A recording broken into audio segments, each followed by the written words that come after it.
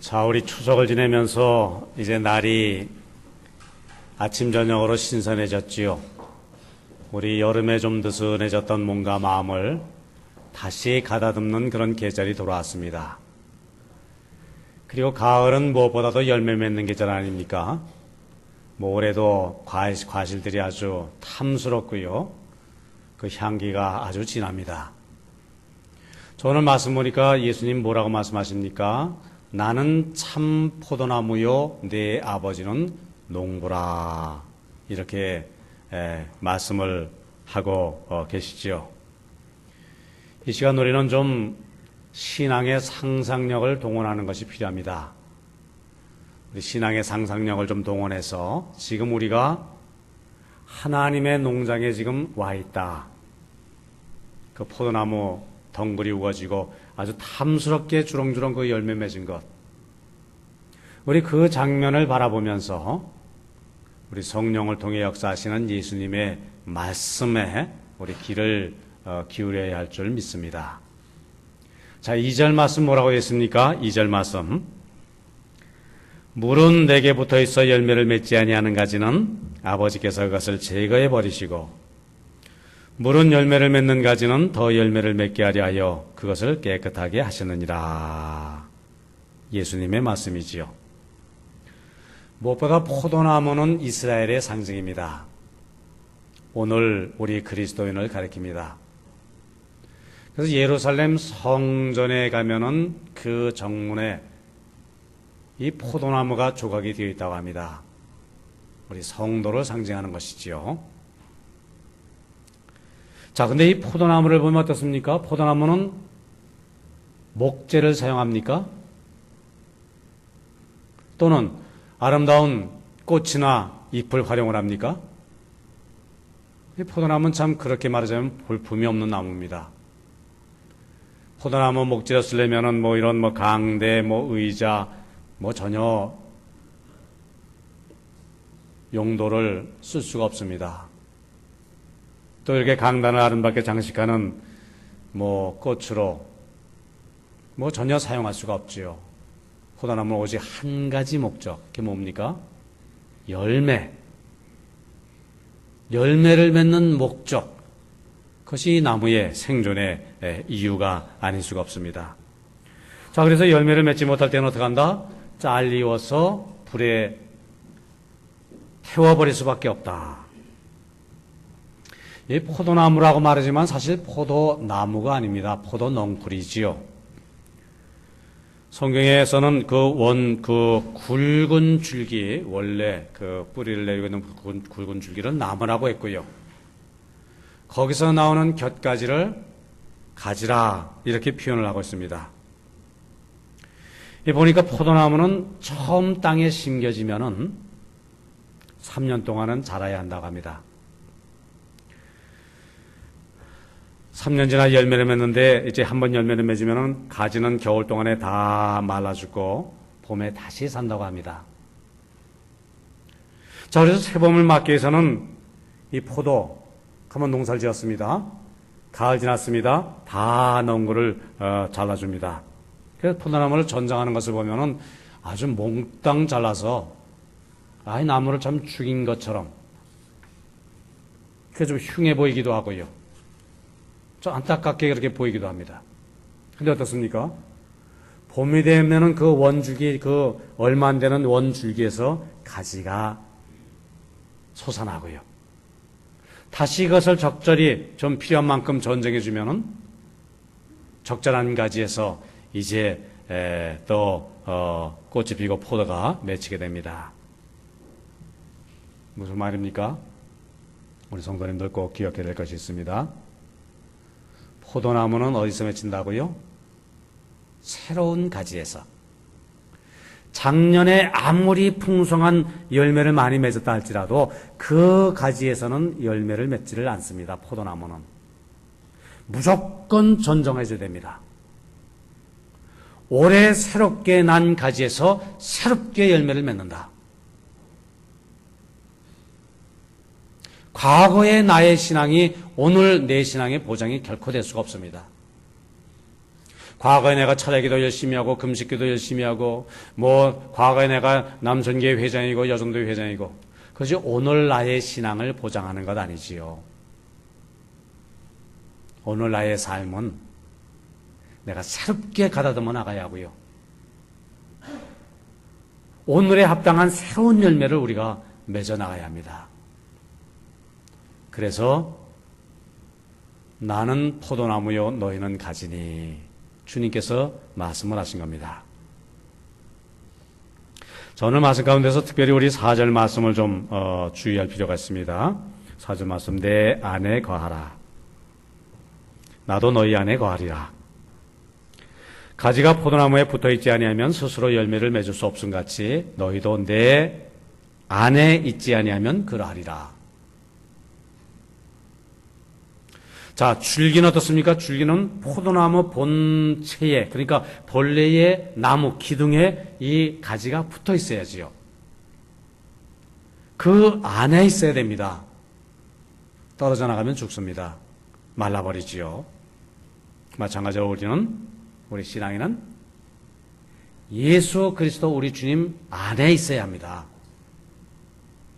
이것이 중요하지요. 예수님은 우리에게 내 안에 거하라 거듭해서 말씀하고 계시고요. 성경의 표현 중에 가장 많은 표현 중에 하나가 주 안에, 그걸 엔 크리스토 이렇게 말합니다. 히라버로. 주 안에, 그리스도 안에. 이것을 아주 많이 강조하고 있습니다. 자, 우리 기억하는 건 무엇이 있습니까? 주 안에서 항상 기뻐하라. 내가 거듭말하노니 기뻐하라. 기뻐하되 어떻게? 주 안에. 또 무슨 말씀이 있습니까? 내게 능력 주시는 자 안에서, 그죠? 안에서 내가 모든 일을 할 수 있느니라. 또 창세전에 예수 안에서 우리를 택하셨다. 성경 말씀 보십니까? 우리 찬송은 어떻습니까? 주 안에 있는 나에게 난 근심이 있으리야. 어디에 거할 때 우리 근심을 이겨 나갑니까? 주 안에 있는 나에게. 주 예수 내 마음에 들어와 계신 후 변하여 새 사람 되고, 내가 주 안에 있을 때 주님께서 내 안에 계실 때 내가 새 사람 되었습니다. 새 사람 됩니다. 가지는 포도나무 안에 있어야지요. 본줄기에 붙어 있어야 영양을 공급받습니다. 열매를 맺을 수 있습니다. 우리는 그리스도 안에 살아야 됩니다. 우리의 신앙 고백은 뭡니까? 나는 주 안에 있습니다. 주 밖에서는 내가 살 수가 없습니다. 주 안에 살아가는 나에게 주님께서 나에게 힘 주시고 능력 주시고 생명을 북돋아 주십니다. 이것이 우리의 신앙 고백입니다.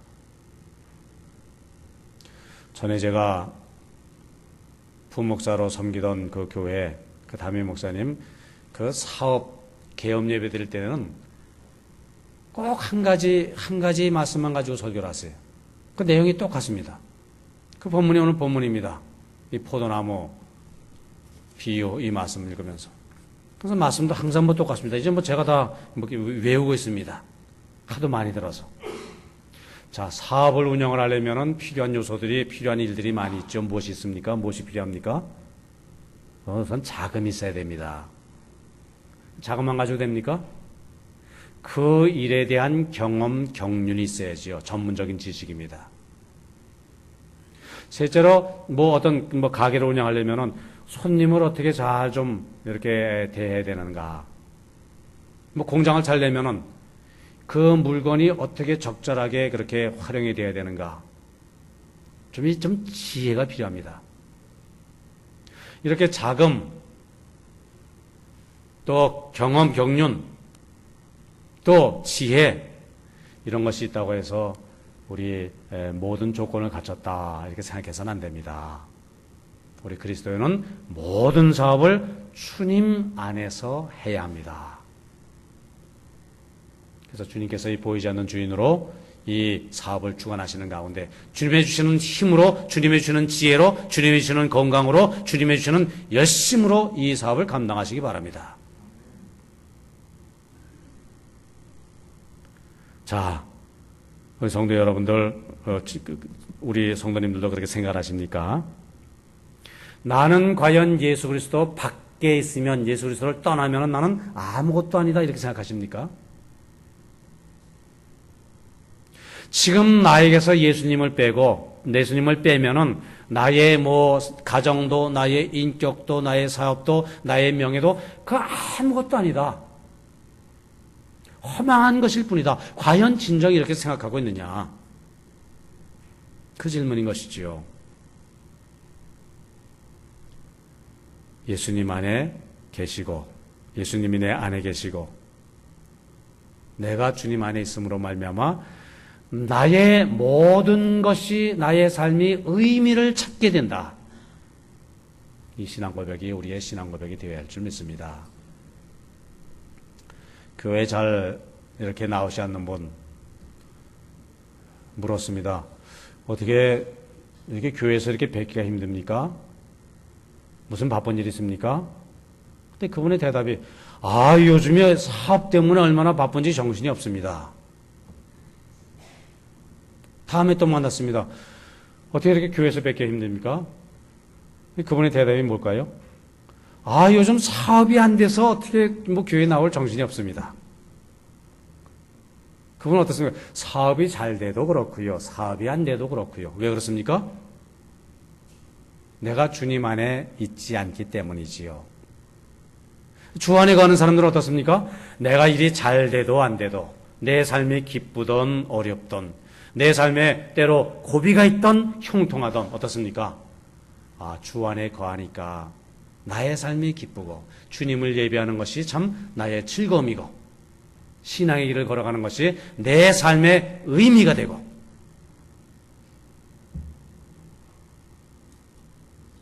포도나무는 어떻습니까? 그리스도께 내가 붙어 있으므로 열매를 맺는 겁니다.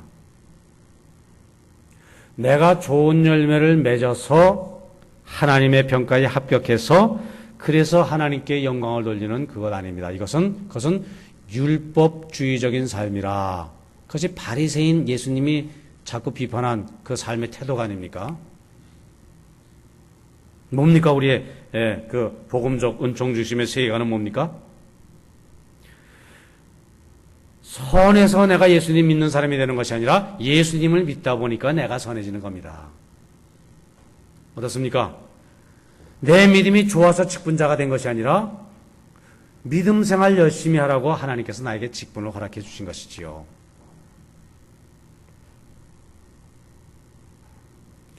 즉 예수님을 믿어서 예수님으로부터 진액을 받아서 원줄기로부터 생명의 진액을 공급받으니까 어떻습니까? 그러니까 가지에 이렇게 풍성한 열매를 맺게 된다. 그 말씀 아닙니까?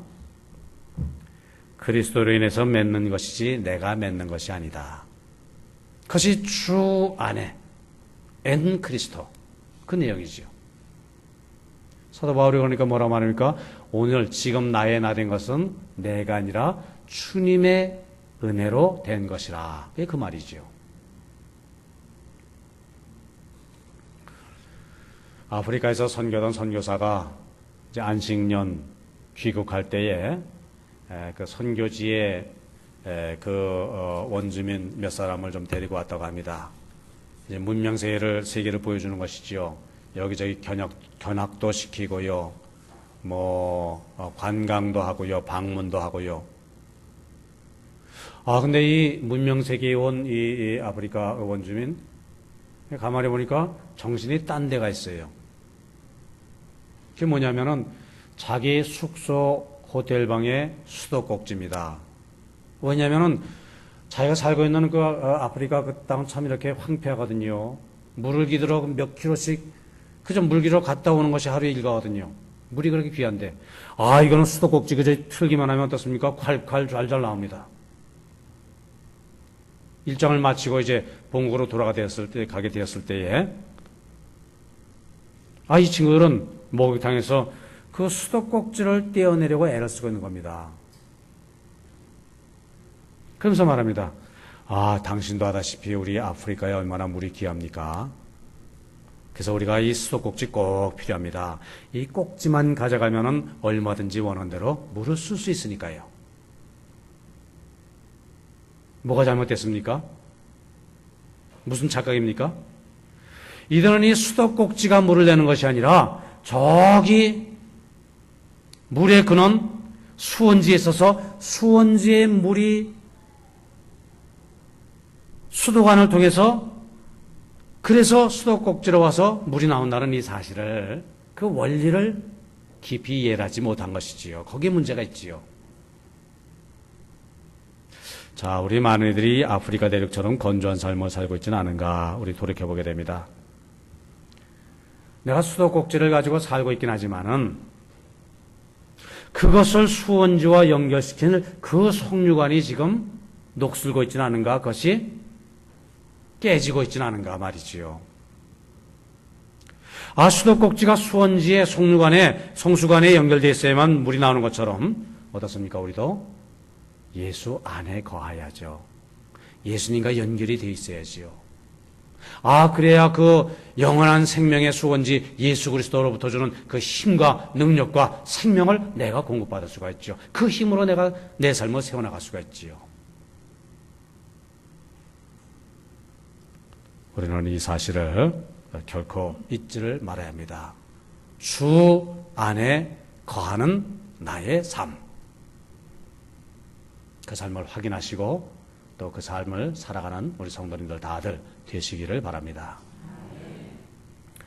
자, 우리 말씀 다시 돌아와서 2절 말씀 다시 보면은 무릇 2절의 후반부입니다. 무릇 열매를 맺는 가지는 더 열매를 맺게 하려 하여 그것을 깨끗하게 하시느니라. 열매를 많이 맺는 가지는 더 많이 맺게 하기 위해서 깨끗하게 하신다. 무슨 뜻입니까? 문자 그대로 전정을 해준다 이 말 아닙니까? 가지를 잘 가다듬어 준다. 하나님은 진정 우리를 통해서 더 많은 삶의 열매를 맺게 하기 위해서 우리의 삶을 이렇게 좀 가지를 쳐주는, 그것이 때로는 고통이 될 수가 있지요. 큰 아픔이 될 수가 있습니다. 그러나 그것이 하나님의 큰 축복이었으면 우리가 나중에 깨닫게 되는 경우가 얼마나 많습니까? 우리가 살다 보면 때로 힘들고 어려운 경우를 만납니다. 근데 그것이 나의 잘못, 나의 죄값이라면 내가 그거 감당하죠. 감수하지요. 아, 근데 이유를 알 수 없는 애매한 고난을 당할 때가 참 많습니다. 그때 우리가 그것을 어떻게 소화해야 됩니까? 아, 그래. 이거 하나님이 나를 복주시려고 나의 삶을 좀 이렇게 가지를 쳐주시는 거구나. 나는 이 일을 통해서 더 풍성한 열매를 맺기에 힘써야겠구나. 이렇게 좀 우리의 삶을 좀 긍정적으로, 능동적으로 우리 삶에 어려움, 고난, 실패, 갈등 문제가 있다 할지라도 그것을 이겨나가는 우리가 되어야 할 줄 믿습니다. 우리 요셉의 얘기 잘 알고 있지 않습니까? 구체적으로 말씀드릴 필요 없죠. 너무나 잘 아니까. 젊은 요셉이 무슨 잘못을 저질렀습니까? 무슨 죄를 저질렀습니까? 자, 그럼에도 불구하고 어떻습니까? 어린 나이에 죽을 고비를 넘기고요. 애굽의 종으로 팔려갔고요. 거기서 바르게 살고자 힘쓰는 그것이 죄가 되어서 말이지요. 또 감옥생활, 힘든 그 생활을, 길고 긴 감옥생활을 했고요. 도대체 왜 그렇습니까? 왜 이렇게 억울한 일을 당해야 됩니까? 하지만 요셉은 그런 가운데서 낙심하지 않았습니다. 좌절하지 않았고요. 끝까지 마지막까지 하나님을 의지하고 인내하면서 하나님 바라보기를 포기하지 않았습니다. 그 결과 어떻게 됐다고요? 얼마나 풍성한 열매를 맺었습니까? 그 열매가 얼마나 크면 어떻습니까? 자기만 그 열매, 그 단맛을 누립니까? 가족들에게도 나눠줬고요. 애굽 모든 국민에게 나눠줬고요. 그 열매 전 세계 모든 사람에게 나눠주지 않았습니까? 얼마나 귀한 일입니까? 우리가 아무리 열매를 잘 맺는다 할지라도 하나님께서는 열매를 더 많이 맺게 하기 위해서, 더 알찬 열매를 맺게 하기 위해서 때로 우리의 삶에 가위질을 하실 때도 있다. 우리는 그것을 축복의 기회로, 은혜의 역사로 받아들여야 한다. 그래서 우리가 또 한번 생각을 해보게 됩니다. 자, 여기 열매 우리 말씀하고 있는데 열매가 무슨 열매겠습니까? 포도나무는 포도의 열매를 맺죠? 그리스도에는 무슨 열매를 맺습니까? 성경은 몇 가지 얘기하고 있지만 두 가지만 요약해서 말씀드리면, 우리가 내적으로는 그리스도인으로서 나의 성품에 있어서는 갈라디아서 5장에서 말씀하고 있는 성령의 열매를 우리가 맺게 되는 줄 믿습니다. 성령의 열매 9가지 열매는 뭡니까? 우리 구역 예배에서 지금 그 말씀을 이렇게 배우고 공부하고 있지 않습니까? 사랑과 희락과, 제가 잘 배우는데 강단에서 면 깜빡. 사랑과 기쁨, 희락이지요. 기쁨과, 그 다음에 화평과, 그 다음에 오래 참, 인내, 사비, 양선, 충성, 온유, 절제니. 아이고, 성공했습니다. 예. 이와 같은 것을 금할 법이 없느니라. 이 9가지 성품이 예수 그리스도의 성품이지요. 주님의 성품을 우리가 닮아가는 겁니다. 원가지의 생명의 진에 그대로 열매를 맺는 것. 우리도 예수님을 닮아가는 것. 또 하나의 열매는 전도의 열매지요. 자, 사과나무는 사과 열매를 맺죠. 감나무는 감을 맺습니다. 대추는 대추를 맺습니다. 대추나무는 대추 열매를 맺습니다. 그러면 그리스도인이라는 나무는 무슨 열매를 맺을까요?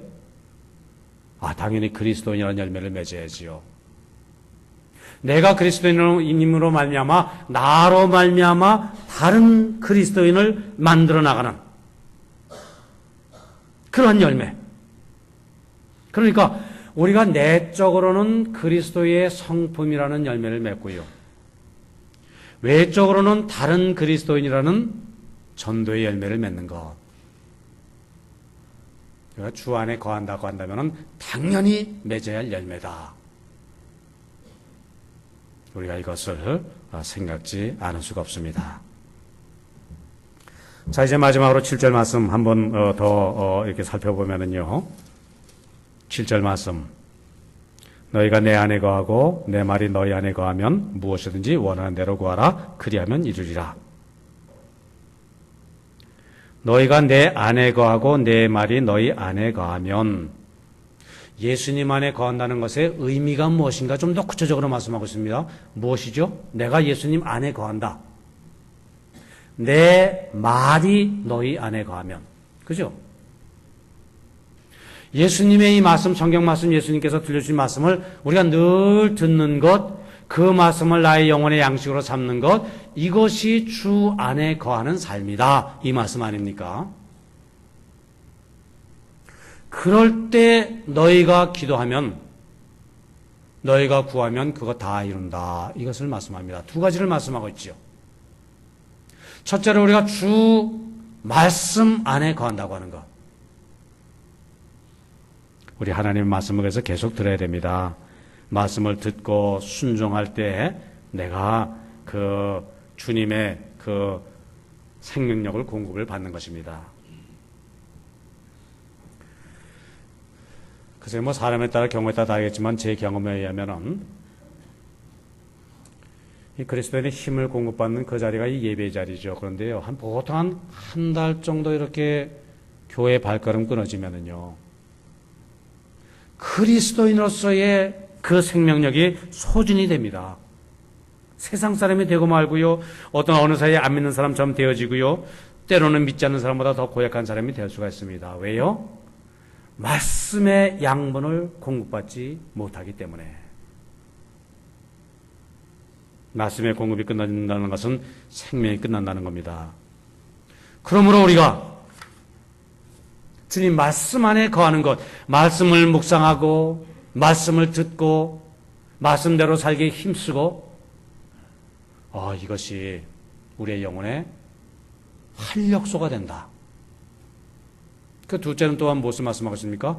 그럴 때 내가 무엇이든지 원하는 대로 구하라. 그리하면 이루리라. 이게 무슨 말입니까? 응답받는 기도죠. 나는 그 사람이 요청하는 것은 절대 거절할 수가 없어. 예수님께서 그렇게 말씀하는 것 아닙니까? 제가 이런 얘기를 들은 적이 있습니다. 그 해방 직후에 아주 가까운 중마고으로 자라난 그 두 사람이, 한 사람은 경찰 간부가 됐고요. 한 사람은 이제 고향을 지키는데 아주 그 큰 부자입니다. 대주주입니다. 근데 이 지주의 대주주의 아들이 어찌어찌 하다가 이제 공산당에 되고, 그래서 그만 체포당하고 말았습니다. 이 4대 독자인데요. 그러니까 죽게 생겼습니다. 살아도 감옥 속에 오래 그렇게 생활할 수밖에 없습니다. 이 아버지가 참 밤잠 못 자고 고민하다가 제일 가까운 그 친구에게 편지합니다. 참 어렵죠, 편지. 나의 친애하는 친구 아무에게. 친구 편지를 받아보니까 누구에게, 나에게 편지를 보냈다는 건데, 내용이 없습니다. 1장, 2장, 3장, 넉 장. 맨 마지막에 사랑하는 친구 아무개가. 편지를 받아던 경찰관, 넉 장은 이게 동서남북 세상의 모든 인생의 사연을 다 여기 편지에 담아서 나에게 붙였다. 이런 얘기구나. 사정을 알아보고 그 집의 아들에 대한 얘기구나. 그 이해를 했습니다. 자, 내가 이 친구의 아들을 책임을 질 수밖에 없구나. 그래서 자기 경찰 간부라는 그 신분으로 그 감옥에 있는 아들을 책임져 주었고요. 생명을 구해냈고, 그분은 용서를 받고, 그래서 이제 그 훗날 어느 대학에 그 훌륭한 교수로 계시다가 은퇴하셨다. 그런 얘기입니다. 어떻습니까? 그 당시 사회 분위기로서 지금도 그렇지만 공산주의 이거 참 용납할 수가 없습니다. 친구의 백지뿐인 편지에 마음이 움직여진 것이죠. 왜 그렇습니까? 가장 친한 친구의 편지를 거절할 수가 있습니까? 참 어렵지요. 우리 모두 어떻습니까? 우리 모두는 하나님 앞에 용서받을 수 없는 죄인입니다. 근데 예수님께서 우리를 용서해 주셨습니다. 죽을 수밖에 없는 죄인임에도 우리의 죄를 용서해 줬을 뿐 아니라 우리가 주 안에서 간구하는 것은 다 들어주신다. 들어주겠다. 예수님의 약속의 말씀 아닙니까? 용서받을 수 없는 내가 용서받을 수 있는 것, 나가서 내 소원 어떤 일이 있더라도 주님께서 꼭 들어주신다. 이런 믿음의 관계가 형성되는 것, 이것이 중요하지요. 나의 간구를 들어주실 줄 믿습니다라는 신앙의 확신. 그래, 저 친구가 간구하는 것은 내가 어떻게 거절할 수가 없지. 그런 신뢰의 관계, 이거 얼마나 소중합니까? 얼마나 귀한 일입니까? 우리 이 가을에 다시 우리 신앙의 옷깃을 여미면서, 이래서 주 안에 거하는 성도의 삶, 우리 다시 그 삶을 살기 힘써야 할 것이고, 그래서 원하는 대로 구해서 다 이루는 우리 복된 삶을 사시는 성도님들 다들 되시기를 바랍니다. 기도